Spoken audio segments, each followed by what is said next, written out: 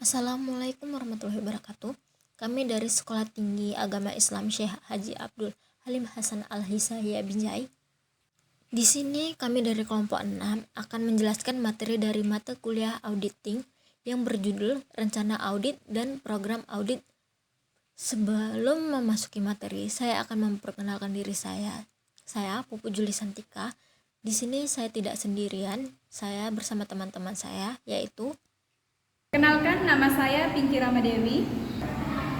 Perkenalkan, nama saya Putri Kamelia Dewi. Perkenalkan, saya Yusmawati. Perkenalkan, nama saya Siti Suzana. Baiklah, di sini saya akan menjelaskan tentang rencana audit dan program audit. Rencana audit adalah tahap awal dari proses auditing yang sangat menentukan dalam kesuksesan penguasaan auditing. Rencana audit dapat digunakan untuk menjamin bahwa tujuan dari audit tercapai serta berkualitas, ekonomis, efektif, dan efisien. Perencanaan audit mencangkup perkembangan rencana menyeluruh untuk merencanakan penerapan audit, serta tahapan ini sangat dipengaruhi oleh informasi awal yang diperoleh pada pertimbangan penugasan audit. Program audit adalah suatu rangkaian kebijakan dari prosedur untuk menentukan bagaimana evaluasi bisnis atau proses audit harus dilakukan. Proses audit pada umumnya melibatkan petunjuk khusus seperti apa, berapa banyak bukti harus dikumpulkan dan dievaluasi, serta yang akan mengumpulkan analisis data tersebut, dan termaksud juga kapan hal tersebut dilakukan. Baiklah, untuk selanjutnya akan dilanjutkan oleh teman saya. Di sini saya akan menjelaskan konsep dari jenis pengujian audit. Ada 5 jenis-jenis pengujian audit, yaitu 1. Prosedur pengukuran risiko. 2. Pengujian pengendalian. 3. Pengujian substantif transaksi. 4. Prosedur analisis. Dan yang kelima yaitu pengujian terinci antar saldo. Yang ke-1, prosedur pengukuran resiko. Dalam prosedur pengukuran resiko dilakukan untuk memulai resiko salah saji material dalam laporan keuangan. Kedua, pengujian pengendalian. Prosedur audit yang digunakan untuk menentukan efektivitas kebijakan ini. Pengujian tersebut meliputi beberapa jenis prosedur, yaitu 1. Meminta keterangan dari personil klien. Kedua, pengujian pengendalian. Prosedur audit yang digunakan untuk menentukan efektivitas kebijakan. Nah, pengujian tersebut meliputi beberapa jenis prosedur, yaitu 1. Meminta keterangan dari personil klien. Kedua, menguji dokumen, arsip, dan laporan. Ketiga, mengamati aktivitas yang terkait dengan pengendalian. Keempat, melaksanakan kembali prosedur klien. Ketiga, pengujian substantif transaksi. Prosedur yang digunakan untuk menguji kekeliruan.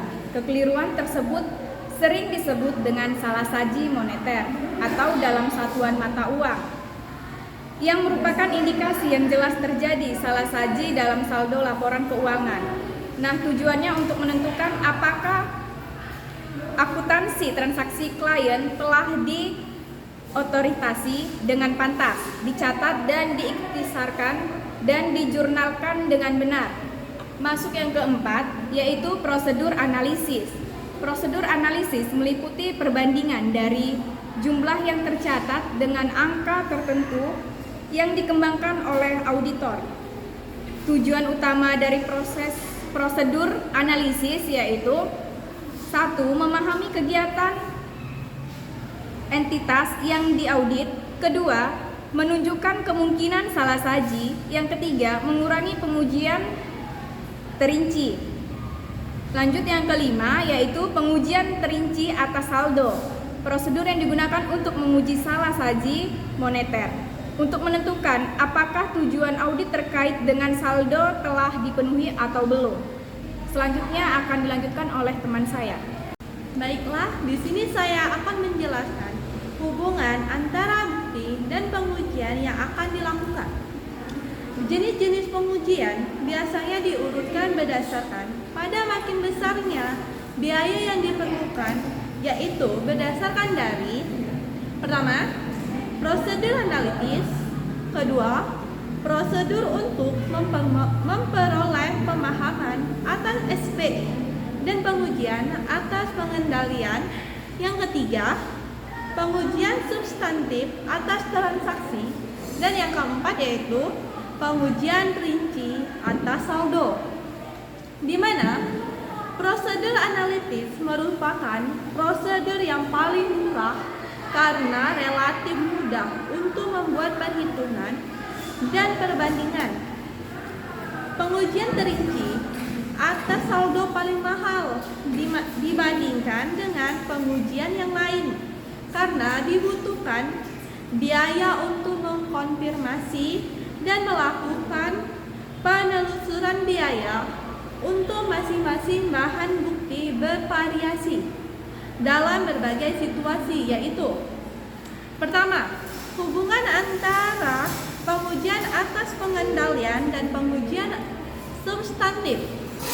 Kekecualian di dalam pengujian atas pengendalian hanya diindikasikan kemungkinan kekeliruan atau ketidakberesan yang mempengaruhi nilai laporan keuangan, sehingga kekecualian dalam pengujian substantif adalah salah saji laporan keuangan. Yang kedua yaitu penyimpangan antara pengujian atas pengendalian dan pengujian substantif, di mana auditor dapat membuat keputusan saat perencanaan apakah akan menetapkan risiko pengendalian di bawah maksimum atau jika risiko pengendalian yang ditetapkan di bawah maksimum, risiko penemuan yang direncanakan dalam model risiko audit yang ditingkatkan sehingga pengujian substantif yang direncanakan dapat dikurangi.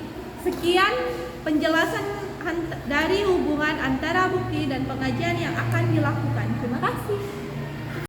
Nah, selanjutnya yaitu tentang konsep tentang evidence mix. Di sini, konsep evidence mix ini ada 7 yang biasanya disebut dengan 7P. Yang pertama yaitu produk. Produk yaitu segala bentuk hasil usaha yang ditawarkan ke pasar untuk digunakan atau dikonsumsi sehingga bisa memenuhi kebutuhan dan keinginan masyarakat. Untuk menjalankan evidence mix ini dengan hasil yang maksimal, maka harus dapat membuat dan menghasilkan barang atau jasa dengan kualitas dan keunikannya tersendiri. Dengan begitu, produk atau jasa secara otomatis dapat meningkatkan daya saing di pasaran. Yang kedua yaitu price atau harga. Harga yaitu sejumlah uang yang harus dibayar oleh user atau klien untuk mendapatkan produk yang ditawarkan sesuai dengan manfaat yang didapatkan dari produk atau jasa yang ditawarkan oleh perusahaan tersebut. Yang ketiga yaitu place atau tempat, yaitu konsep, tempat atau lokasi yang dimana perusahaan didirikan. Semakin strategis tempat bisnis, maka semakin besar juga keuntungan yang akan didapatkan oleh perusahaan tersebut. Yang keempat yaitu promosi.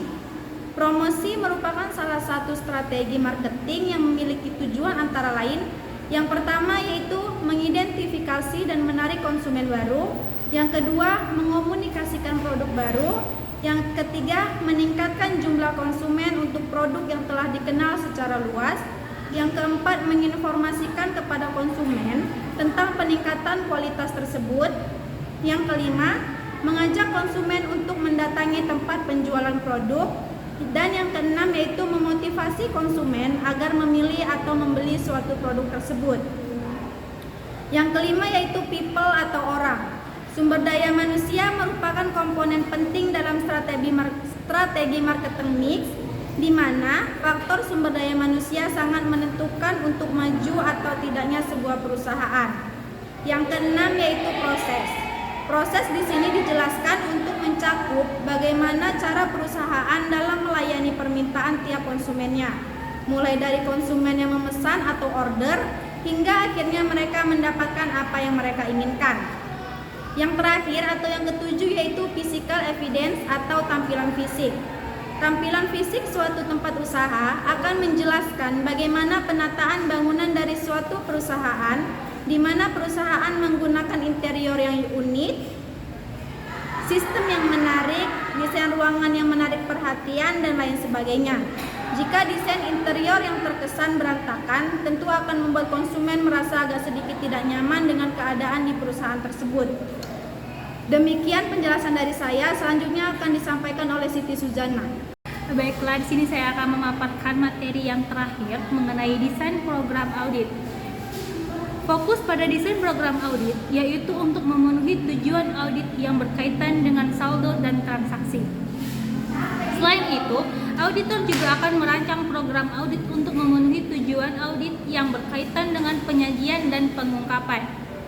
Desain audit yang baik akan dapat menggambarkan apa saja masalah yang akan dihadapi oleh objek audit, penentuan tujuan audit, penentuan kondisi ideal yang diinginkan, uraian langkah-langkah audit yang dikembangkan auditor untuk menentukan permasalahan, dan yang terakhir, bukti audit apa saja yang harus diperoleh.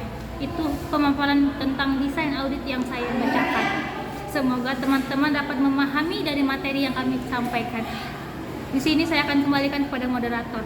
Terima kasih. Baiklah, sekian dari hasil materi kami yang berjudul Rencana Audit dan Program Audit.